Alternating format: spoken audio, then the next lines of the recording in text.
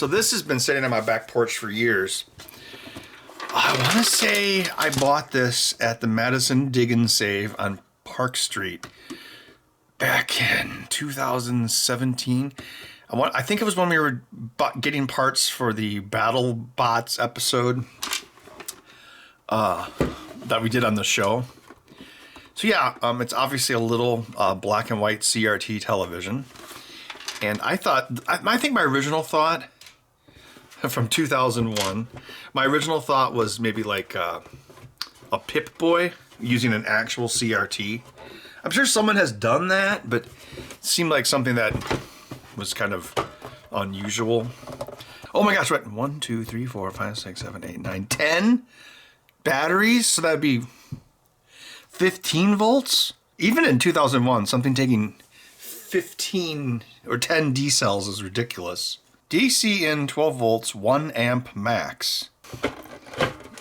I also thought about this because in Christmas, I went to visit my mom, and she's like, "Oh, Ben, you're still alive." And I was digging around in the garage looking for that third drill index, and I found my stepdad's old flip-up Panasonic TV. And I was like, oh, I should take this and see if it still works. I can't remember the last time we even booted it up. I don't know if it still works, but it was pretty crunchy condition. Anyway, that reminded me that I had a little CRT on my back porch. Okay, so these wires, that's just for the battery. And then the antenna, who cares about that? And then the speaker. I don't even know if this thing works. I can't remember if I even ever turned it on. I think the tube's a little too long for a Pip-Boy. This is one integrated circuit. Product contains critical components to X radiation emission. Oh, Spectra. Yes, the top brand in all the world. A quick Google search on the chip. CD5151CP. Apparently it's a bog standard Chinese chip for black and white CRT televisions. And it would seem that all you have to do is disconnect pin 5 and input composite video. So we can probably remove all of the, well, composite video would be encoded in the radio waves along with audio. So the tuner circuit would demodulate it, take out the audio, and then send the composite signal into the chip. And it looks like there's like a solder blob there. So that's kind of a coincidence. Don't want to break the neck. You break her hat, I'll break your neck. There you go, another Vin Diesel line. Okay, well, what this tells me was they were probably going to have the option for an external AV input.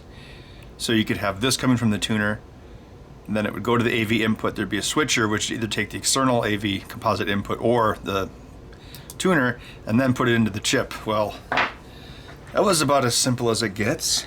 Oh wait, did I say why I was doing this? Thinking about making kind of like some sort of like retro 80s computer. And it was either going to be like with that LCD or possibly a CRT. Like a CRT I think would be even more old school. It'd be like an Osborne computer. Put image of Osborne on the screen. That's my notes to my editor, who is me. You know, this is crazy. They did this whole thing with a single-sided board. Look at that. This is weird. The tuning knob. Look how it goes to a potentiometer and a mechanical tuning wheel. Why does it do that? Wow, that's... Oh no, it's going to be on a roll. It's going to be a rolled up piece of plastic. Oh, how cheap. You know what this reminds me of is all those karaoke machines you see at like Goodwill, and they've got similar size black and white screens in them. I bet it's very similar inside. It's probably like some like bog standard off the shelf, 5-inch black and white TV. Plastic Gear. It's a new version of Metal Gear, Snake. What is it? Plastic Gear. Huh? It's like Metal Gear, but cheaper. Gee, I wonder how much Snatcher is worth now. It was worth a fortune before used game prices got crazy. Holy heck, Snatcher is pushing $1,000 with the case and the disc. Oh my gosh. I just had Die Hard Arcade, just loose, just the disc. Of course, I put it in a sleeve. I think I got like $50 or $60 for it. That's crazy.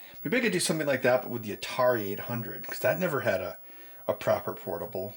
Well, I mean, I've made portables of it, but I mean, make like a CRT portable of it. Make something that would have existed like in 1982. And just to be sure, here's it working with the output of my old video camera.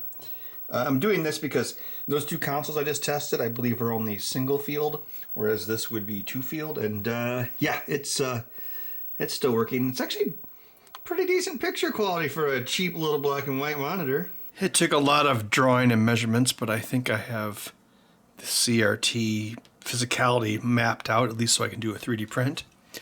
So I have a 3D print here. Let's see if it fits. I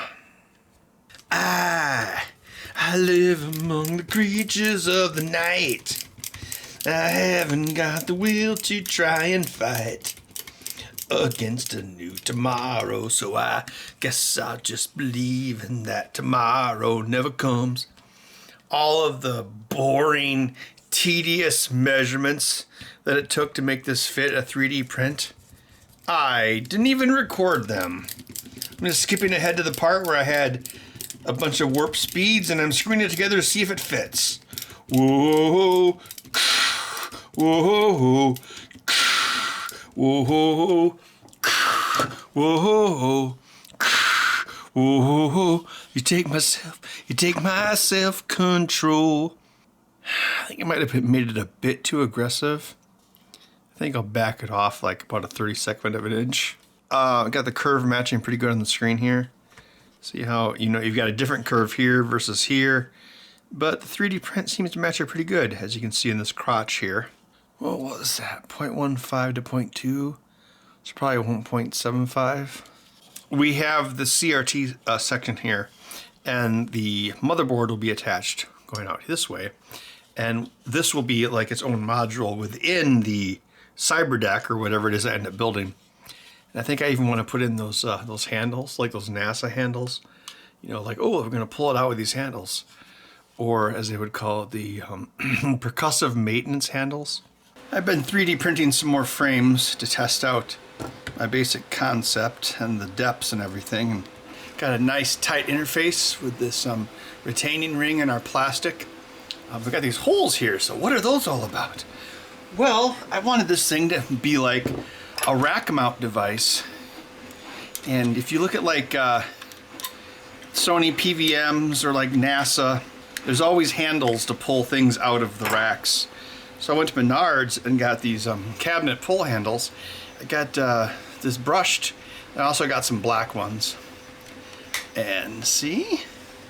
Look how cool that is gonna look. Yeah, it's the right size too. This is a 3-inch on center cabinet pull. Yeah, it looks like something from NASA now. Isn't that great? And then, yeah, you just put size 8 screws in the back. I'm gonna screw this one in by hand so I can feel it. Just make sure the depths are right. It should work. It's what is it? It's a 3/4 inch screw. Yeah. Because this is slightly inset. As long as you get a finger through it, I think that's cool. That seemed to work okay, so I can drive the rest with a power screw. In whatever it is I build, you could actually just push it in and then pull it out. Probably some sort of connector on the end, maybe even a card edge connector. It's the only screen I have, and everything is designed around it, so you gotta be careful. I've never lost an American in space, and we're not gonna lose one on my watch. The width of this is 6 inches.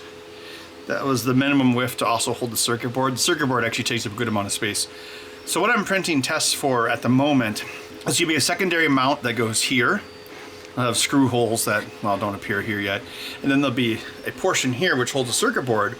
And then I'll need to have a rear portion and then some guides so that there'll be actually like slits that this thing slides through and it goes into the module of whatever it is.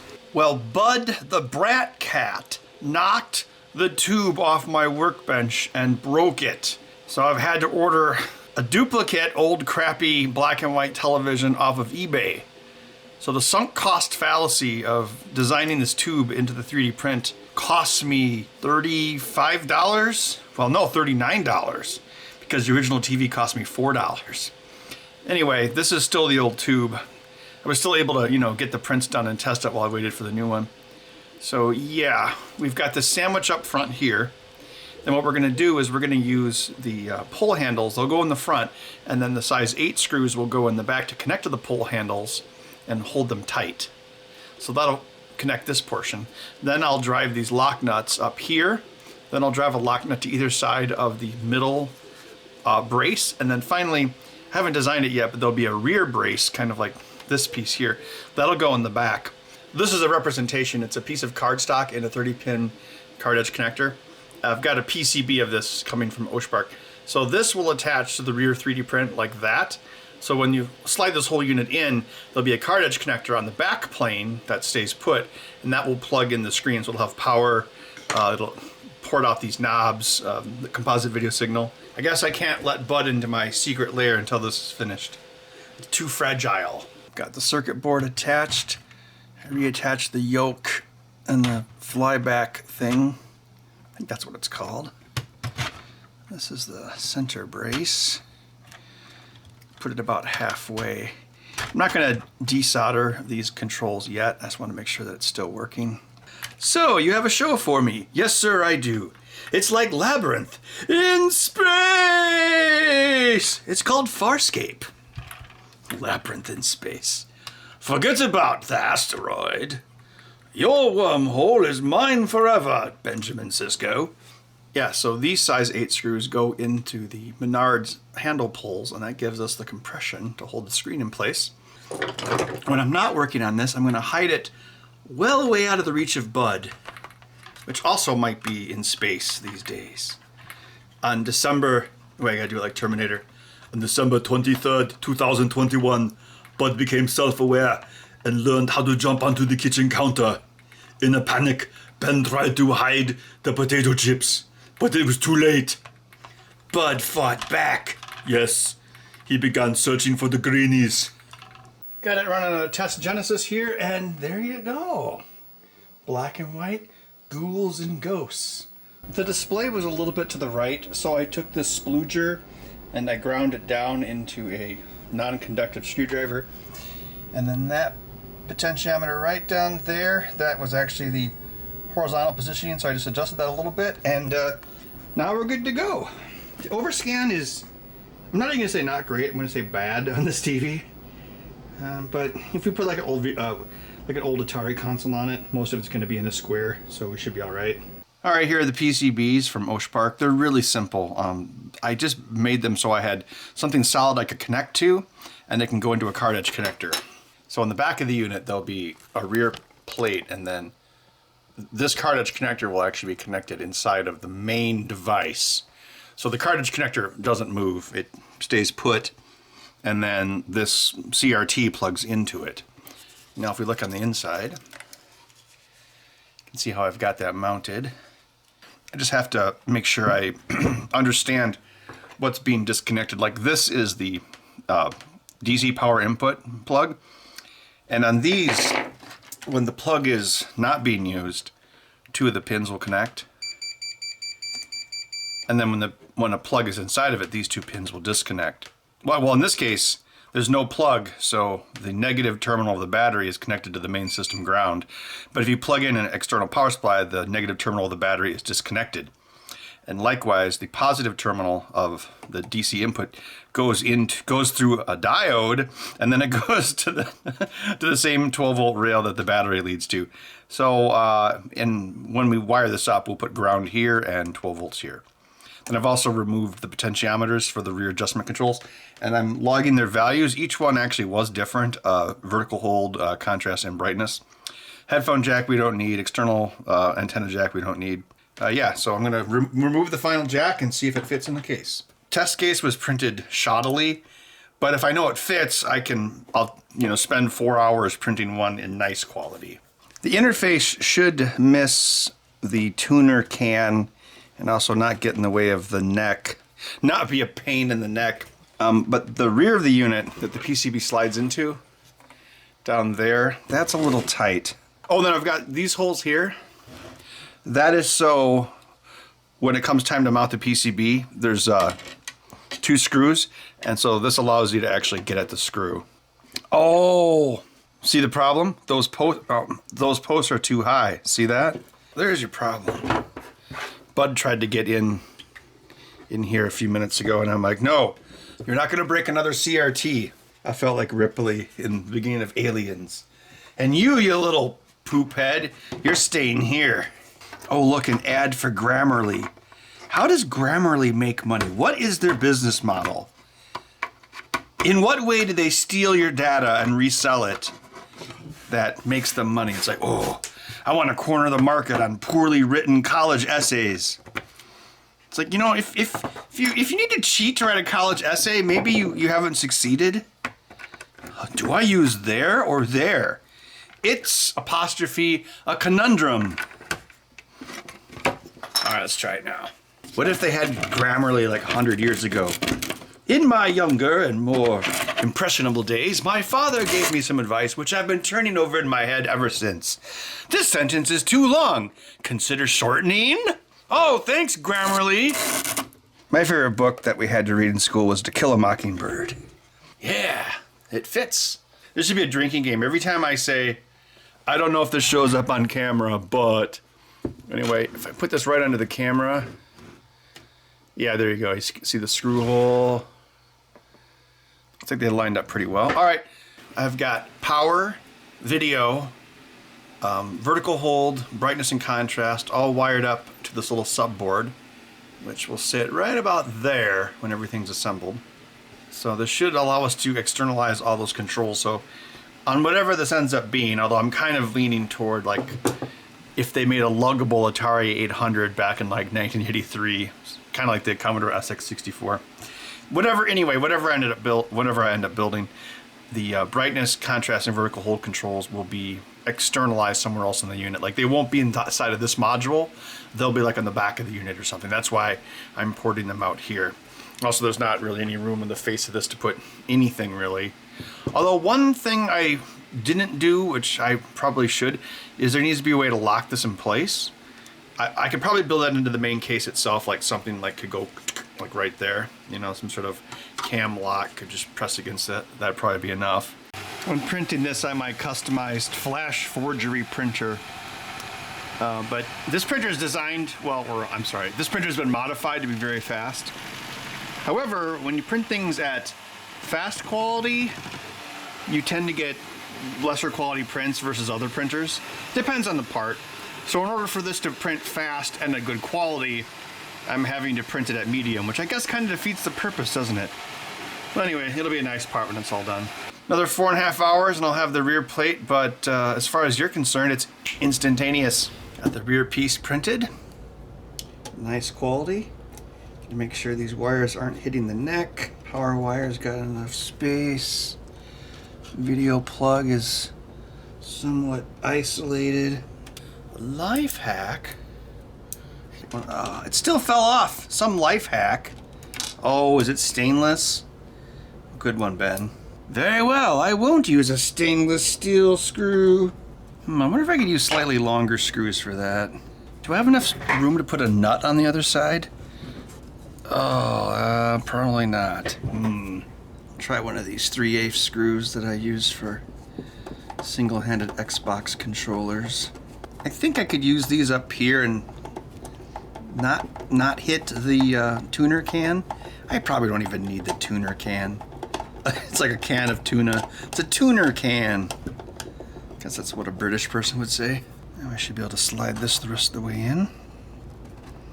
And am I hitting something down there? One of these holes was a bit wanky. I should have made them a little bit bigger. The holes for the size 8 threaded rod, I mean. Come on. Do the hokey pokey with me. No, that wasn't hokey pokey. It was the locomotion. Try not to embarrass myself and try to use a magnet on stainless steel. Yeah, just use the aluminum magnet. That'll work. Someone in the comments section said Loctite was the forbidden jelly. That's a funny term. Kind of like long pig. Go ahead and look that one up. Oh no, I got Loctite on my fingers. I can't resist. Ah! Hey, the video is set to not made for kids. So if I want to taste questionable things, I'm only negatively affecting adults.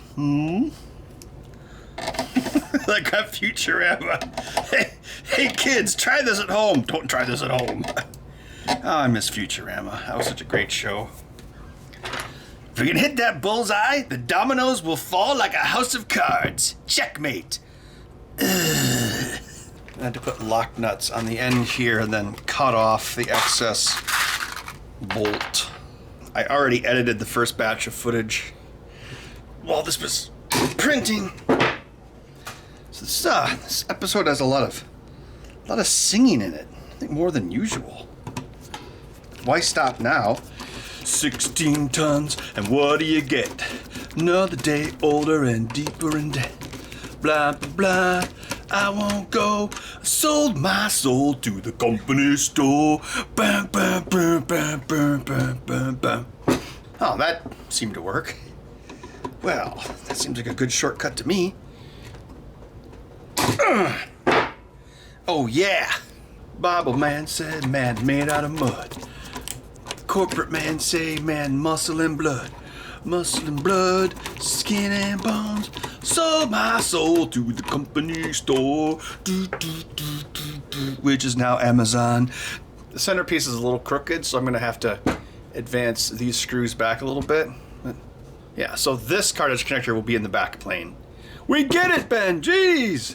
Bud, were you secretly hoping that I would die so you could eat my corpse? You totally know you would do it. I know you would do it. Nom nom nom nom nom. Bud, you're not supposed to be there. You could get burned by the iron, which is off, but you don't know that. You can't read numbers. You can't even read. So the final thing I'll do to test it is I'll just attach power, ground, and the potentiometers to this cartridge connector manually so I can turn it back on and ensure that everything works. Nice little package. It's not too deep, so if I make a kind of like a K-Pro or Osborne computer, it doesn't have to actually be as deep as those usually are. So I can probably have like this here and then like whatever system motherboard, I could maybe design a new motherboard and have it like right next to it. Or you could have the motherboard here and then have a floppy drive above it, like 5 1/4 would be about like that. That wouldn't be too bad, and then you had to have a keyboard here. Okay, let's test this using my latest Goodwill find. A side-loading VCR? Oh, I need a VHS tape. Ah, of course, Dirty Dancing. Oh, wait. That's the beta version of Dirty Dancing. Ah, there's the VHS version. And yes, this is the same tape we bought as a prop for the movie Port Washington. Get ready to have the time of your life.